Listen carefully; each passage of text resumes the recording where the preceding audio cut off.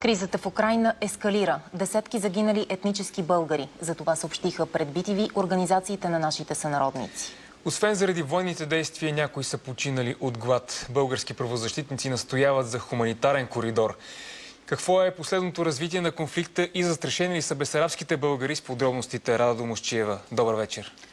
Добър вечер. Според последните данни, с които разполагаме в момента в Южна Украйна, на границата и с Украйна и Южна Бесарабия, върви концентрация на украински военни сили. Това се случва ето на тези две изключително важни точки. Това са мостовете край молдовското село Паланка и при Белгород-Днестровски на юг. Тази линия свързва Южна Бесарабия с континенталната част на Украйна. Целта на това струпване на войски, според нашите източници от Болград и от Измаил, е областта, която е гъсто заселена с българи, да бъде изолирана.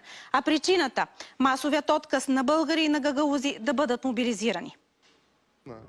Много от бесарабските българи, с които се свързахме, не пожелаха да показваме лицата им и да споменаваме имената им от страх. Има загинали от Бесарабия 40 човека. Мобилизацията тече само от Болградски район над 1000 човека. Колко точно са жертвите, не се знае, заради характера на военните действия.